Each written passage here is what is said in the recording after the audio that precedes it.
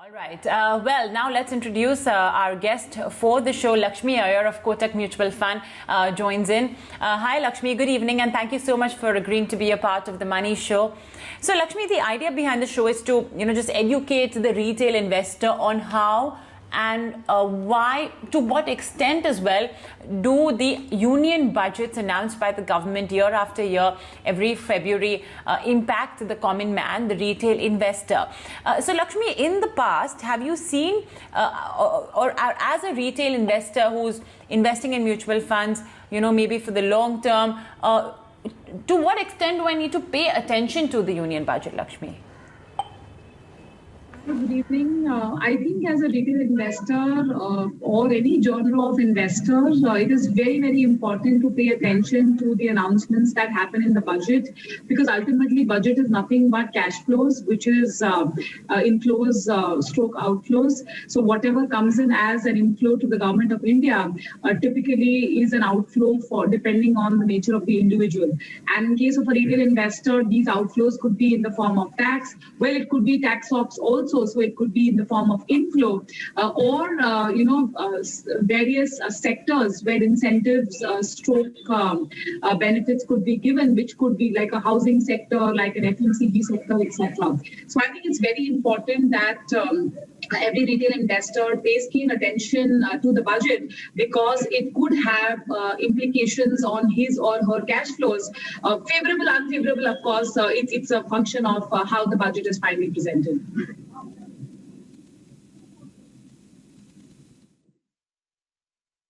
So what are the portions of the budget that one should perhaps pay attention to?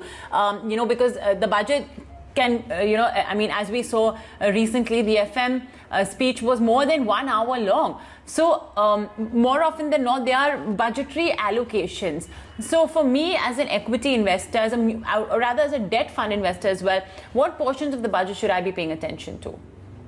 So I think from a market standpoint, if I wear a money manager's hat, the key thing is how will the fiscal deficit look like, because there are revenues, there are expenditure, and the net right now for India, which has been the case for quite some time, is a net deficit. And in India, the deficit is almost entirely funded domestically. So what is the extent of the borrowing program is a function of that fiscal deficit as a percentage of GDP. So that's something which the markets will keenly watch out for, both the bond markets and the equity markets. Aside of that, so typically when there is a higher borrowing program, it tends to be negative for bond yields and vice versa. That's usually been a thumb rule. Of course, exceptions are there. So that's going to be a key watch out, apart from the other revenue side assumptions that the government will make, how pragmatic they are. Is it too ambitious, too stretched? I think those are the nuances as money managers or institutional investors that market participants will certainly pay heed to.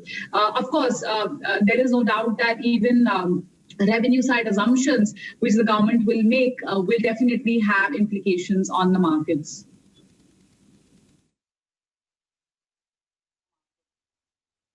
Let's say, this time around, it's sort of a given that, this fiscal deficit number is going to be very big, because, and just to explain it to our viewers as well, this is essentially when the government spends a whole lot more than it earns. And it's very normal for, a country like India to have the government spending more than it earns.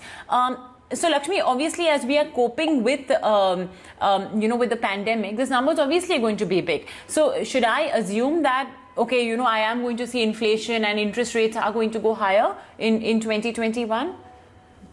No, I would put it differently. I would say FY 2021 was a hibernating period for most economies. And given that we have seen a significant backseat on fiscal discipline in the rest of the world as well as India. FY 22, however, a year of hope, year of recovery, etc., may not be as negative or as high on fiscal deficit. So on a relative basis, we are expecting the numbers to come down. To be fair, there is no expectation to be highly fiscally disciplined because this is the cusp year of recovery. So that's something which one needs to keep in mind. Secondly, at the cusp of a recovery, it is very premature to expect sharp spike in interest rates. There could be a phase where we could see liquidity normalization. So the banking system is flush with money. So you could see gradual normalization. And over time, maybe you could see some small uptick in rates. But that is likely to be more gradual in nature. So it's fair to assume that yields or interest rates will remain fairly range bound, probably with a marginal upward bias towards the end of the year.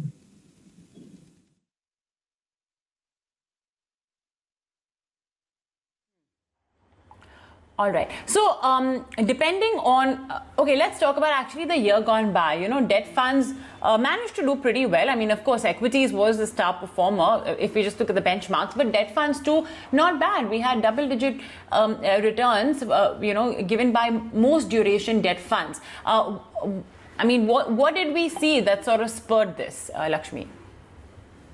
So what happens in bond markets is when interest rates come down, you usually see appreciation in bond prices, which is equal to capital gains. And the year 2020 was actually characterized by capital gains for fixed income investors, which got reflected in the double-digit returns. Going into 2021, there is no high-end expectation of rate cuts, which means that interest rates could largely be stable. And RBI could be in an accommodative zone for the next couple of quarters. And therefore, the range-bound movement in interest rates will probably act more of a carry game for fixed income investors, which means that focus on portfolios which have reasonably healthy YTMs or yields to maturity, which could be the way going forward.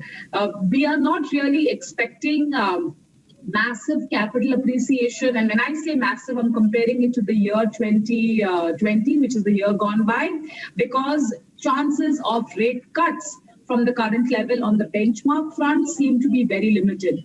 However, there is a high carry which is available in India fixed income, which I think is a strong case for making an ownership into fixed income as an asset class.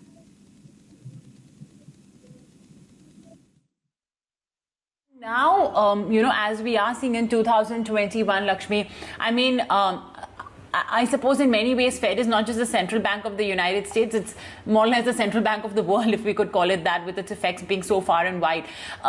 If they sort of start reversing this whole easy money bit, if we are, or maybe not a complete reversal, but maybe we'll be in this long period of status quo, how do you see debt funds being, you know, positioned in such a situation? So undeniably, the world is actually in a liquidity glut, and there is a huge amount of bloat which has built up, including the US. And gradually, as I said, you know, if you have to indulge into a liposuction, then be it. However, anything which is done in a knee-jerk manner, including, you know, doing a very strong withdrawal of liquidity in a jiffy, could lead to huge amount of malnourishment in an economy, whether it's US or in India. So we do expect normalization, and in fact, the latest FOMC meeting did indicate that they are going to keep these conditions for some more time. Let's not forget that while there are hopes of recovery due to vaccination, there is still uncertainty in some pockets of the world, and no central banker would want to act in a jiffy and definitely not act in an abrupt manner. But yes, as a gradual game path towards that withdrawal, when that happens, you will start seeing US yields rising, maybe with a lag of a year or so. And that obviously would reflect in the bond market sentiments in India as well. We still have some time for that, is what I reckon.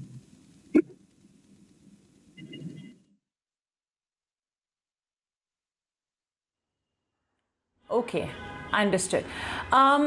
Lakshmi, you know, one something that we've been seeing interestingly in these last few budgets is the announcements of some interesting and innovative products. As the government tried to divest of some of the assets and companies that they own, they gave about the Bharat bond ETF, a debt ETF, etc.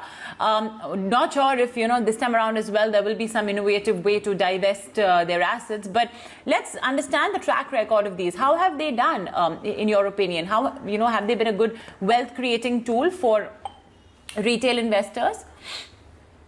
See, when you talk of wealth creation, the asset class which comes to mind clearly even right now is equities. When you talk about wealth stability stroke preservation, the vote goes in favor of fixed income.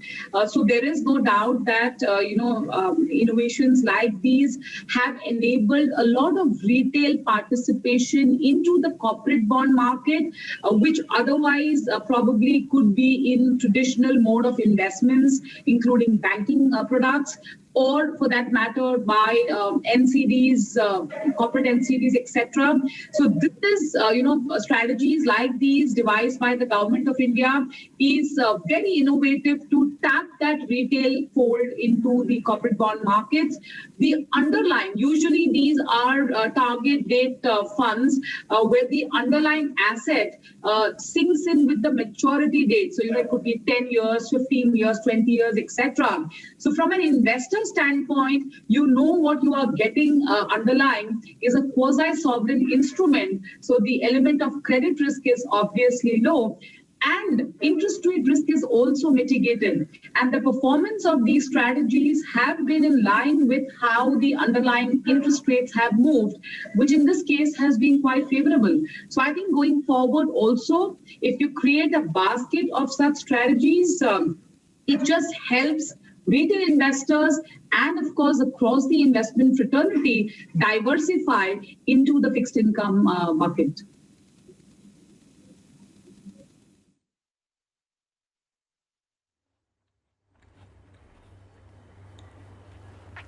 Lakshmi, really appreciate you giving us time today on the Money Show, and I hope it's been an educative session as well for our viewers. When FM Sitaraman stands up to present her budget, I hope they'll know now what to take care, what to watch out for, how to read through the fine print and sort of decipher the impact on their money, on their financials. Thank you so much, Lakshmi, for joining us.